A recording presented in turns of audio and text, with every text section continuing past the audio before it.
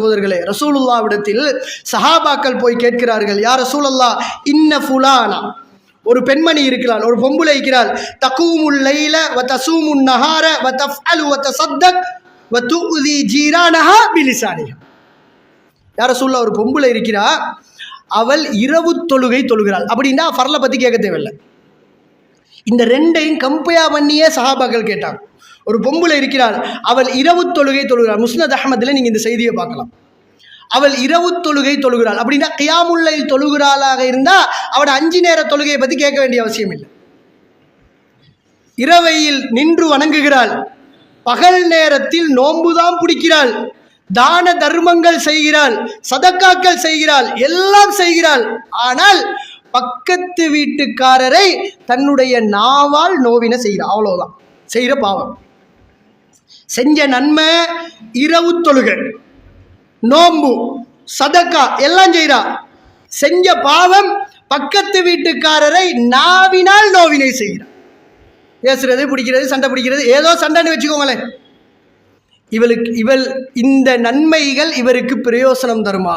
ரசூலுல்லாஹி ஸல்லல்லாஹு அலைஹி வஸல்லம் அவர்கள் சொன்னார்கள், லா கைர ஃபீஹா ஹிய மின் அஹ்லின் நார்.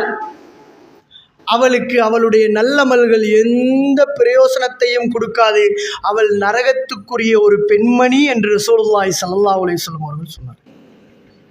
முதலாவது மனுஷன் ஆகணும். அவளுக்கு அவள் எந்த நலவும் கிடையாது, அவள் நரகத்துக்குரிய பெண்மணி. தொடர்ந்து கேட்டார்கள், யா ரசூலல்லாஹ், வ ஃபுலானா துஸல்லில் மக்தூபா. இன்னொரு பெண்மணி இருக்கிறாள், அவ கடமையானதை மட்டும்தான் தொழுகிறாள். கேள்வி எப்படின்னு பாரு, அழகான கேள்வி. சுன்னத்து, முன்பின் சுன்னத்து அது எதுவுமே இல்லை. சுபைக்கு 2 ரக்காத்து, அதோட சலாம் கொடுத்தா எழுப்பியாச்சு. லுகருக்கு 4 ரக்காத்து, கடமையை மட்டும் செய்கிறார். ஏன்னா அது இல்லாட்டி அதுவும் சொர்க்கத்தை கேள்விக்குறியாக்கிறோம். 5 நேர கடமையான தொழுகை இல்லைன்னா அதுவும் சொர்க்கத்தை கடமையானதை தொழுகிறாள்.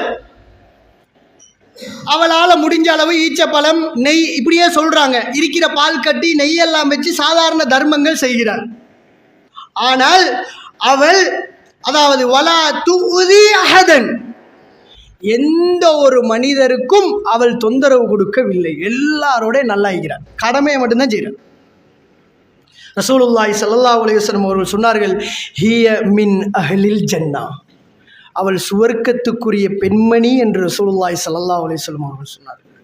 உள்ளத்தால் புரிந்து கொள்ளணும் சகோதரர்களே. ஒரு சகோதரனோடு நாம் கோபித்துக் கொண்டிருந்தால் இந்த உலக வாழ்க்கையில் எந்த பிரயோசனமும் கிடையாது. ரசூலுல்லாஹி ஸல்லல்லாஹு அலைஹி வஸல்லம் அவர்கள் சொன்னார்கள், ஒரு ஜனாசாவுக்கு 2 நிலைமைகள். அதில் ஒரு நிலைமையை ரசூலுல்லாஹ் முஸ்தரிஹும், இன்னொன்று முஸ்தராஹும் மின்ஹு என்று ரசூலுல்லாஹ் சொன்னார்கள்.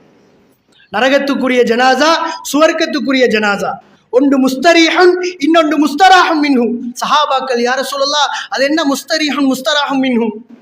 ரசூலுல்லாஹ் சொன்னார்கள், முஸ்தரிஹுன் என்று சொன்னால் இந்த உலகத்தினுடைய கஷ்டங்களை எல்லாம் விட்டு, இந்த உலகத்தினுடைய தொந்தரவுகளை எல்லாம் விட்டு, இந்த உலகத்தினுடைய வேதனைகளை எல்லாம் விட்டு அல்லாஹ்விடத்திலே ராஹத்தாக செல்லக்கூடிய ஒரு ஜனாசா. மக்களுடைய ஆரவாரத்தோடு, மக்களுடைய கவலையோடு, மக்களுடைய கண்ணீரோடு இந்த உலகத்தினுடைய கஷ்டங்களை விட்டு அல்லாஹ்வின் பக்கம் செல்லக்கூடிய ஜனாசா முஸ்தரிஹுன். முஸ்தராஹும் மின்ஹு என்றா யாரு தெரியுமா? அந்த ஜனாசாவை விட்டு இந்த உலகத்தில் உள்ள எல்லா மனிதர்களும், இந்த உலகத்தில் உள்ள மரம், செடி, கொடி, பறவைகள் எல்லாம் எந்த ஜனாசாவை விட்டு ஓய்வு பெறுமோ அந்த ஜனாசா என்று ரசூலுல்லாஹி ஸல்லல்லாஹு அலைஹி வஸல்லம் அவர்கள் சொன்னார்கள். அன்புள்ள சகோதரர்களே, மௌத்துடைய நேரத்தில் சில வார்த்தையை நீங்கள் கவனிச்சிப்பீங்க. நம்ம கெட்டது பேசக்கூடாதுன்ற ஒரு வார்த்தை பேசுவோம், அது கூட அல்லாஹ்விடத்தில் கெட்டது தான். உடுங்கப்பா, மௌத்தா போன மனுஷன் என்கின்ற வார்த்தை கூட பிற மனிதரிடத்திலிருந்து எங்களோட மௌத்துக்கு பின்னால் வந்துவிடக்கூடாது சகோதரர்களே. மௌத்தாயிட்டாரு, எதுக்கு அவரை பற்றி பேசிட்டு என்று சொல்லுகின்ற நிலைமை கூட வருமாக இருந்தால் எங்களுடைய சுவர்க்கம் கேள்விக்குறியாகிவிடும் சகோதரர்களே. எங்களுடைய ஜனாசாவை கேள்விப்பட்ட உடனேயே கேட்ட சகோதரர்கள் துடிதுடிக்க வேண்டும், கேட்ட சகோதரர்கள் கண்ணீர் வடிக்க வேண்டும், பக்கத்து வீட்டுக்காரன் பதற வேண்டும். அப்படி ஒரு வாழ்க்கை நாம் வாழ்ந்தால் இந்த உலகத்தில் அல்லாஹ்வுக்குரிய கடமைகளை செய்து கொண்டு மனிதனாக நாம் வாழ்ந்தால் எங்களுடைய சுவர்க்கத்துக்கு மறுமையில் யாரும் தடையாக வரப்போவதில்லை சகோதரர்கள், யாரும் தடையாக வரமாட்டார்கள்.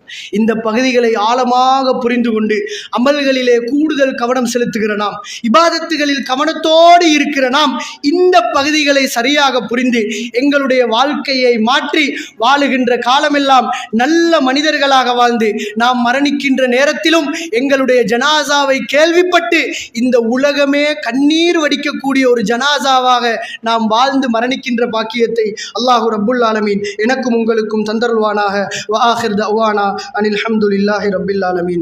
هذا ما عندي والعلم عند الله. أقول قولي هذا أستغفر الله لي ولكم.